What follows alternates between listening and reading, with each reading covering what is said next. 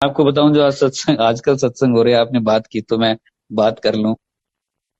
मैं अपने कजन्स को ले गया, कोई 18 साल का 20 साल का, उनको मैं ले गया। मैंने कहा चलो भगवान धरती पे आए हुए हैं, ये भी दर्शन कर ले तो इनका भी कल्याण, इनके परिवार का भी कल्याण होगा। तो उनको मैं ले गया। वो अंदर जाके मस्ती मुस्ती ऐसे ही, जैसे वो, उनको पता ही नहीं है कि गुरु की अब 18-20 साल में कहाँ पता लगेगा कुछ। और उनको बाहर निकाल दिया। और हम अंदर बैठ के गुरु जी का हमने आनंद लिया पूरा। बाहर आए, हाथ धोए, वहीं से अंकल ने हमें कहा बाहर जाओ, मतलब यहाँ से आप जाओ, इजाजत होगी। मैंने कहा नहीं गुरु जी इजाजत देंगे तब जाएंगे। कह रहे आज यहीं से होगी। हम वापिस आ गए। हम वापिस गाड़ी में बैठे और 1 किलोमीटर गए। मैंने कजन से पूछा कि बताओ कैसा लगा। तो वो तो ऐसे बोले, कहते भैया हमें तो पता नहीं चला, हमें तो बाहर निकाल दिया कि आप शोर मचा रहे हो, डिस्टर्ब कर रहे हो संगत को। हमें तो पता नहीं चला अंदर क्या हुआ। तो मैंने कहा यार इतनी दूर से आए भी और पता भी नहीं चला, मेरा दिल टूट गया। बड़ी उम्मीद से मैं इनको लेके आया था भगवान के दर्शन कराने के लिए।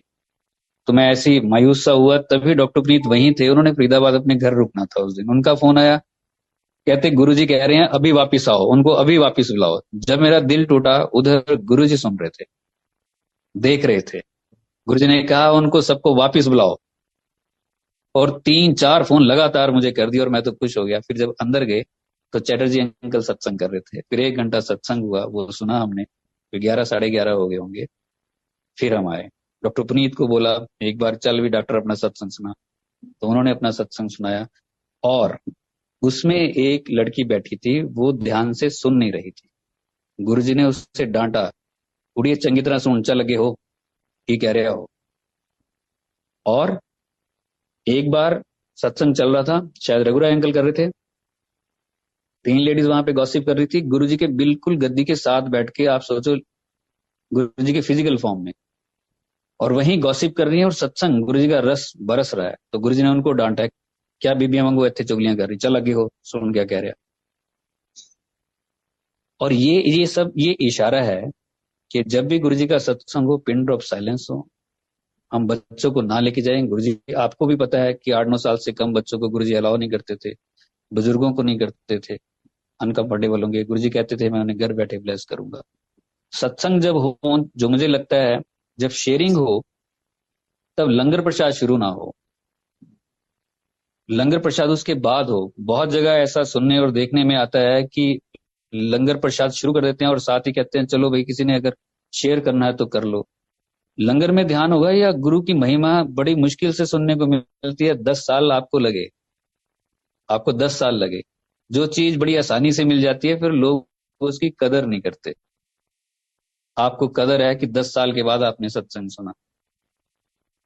तो जो ये नई संगत है, जिस तरह के भी ये सत्संग करते हैं, तो शेयरिंग पहले हो, पिन ड्रॉप साइलेंस हो। पिन ड्रॉप साइलेंस हो, कोई आपस में भी बात ना करे। उसके बाद लंगर प्रसाद हो। लंगर प्रसाद करके सीधे घर जाइए। वहां खड़े रहेंगे तो जो रस वहां पिया है वो वहीं का वहीं रह जाएगा, गॉसिप्स दिमाग में आ जाएंगे। जो पाया है शायद वहीं ना खो के आ जाए। तरीका तो ये है कि अगर जो गुरु जी के लिए टाइम निकाला है तो उसका पूरा रस उठा के आए।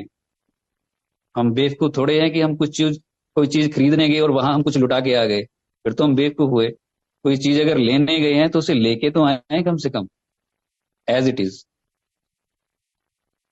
कुछ सामान अगर हम बाजार से खरीद के भी लेके आते हैं, अगर कुछ वहीं पे रह गया तो कितना दुख होता है कि यार ये तो वहीं छूट गया शायद।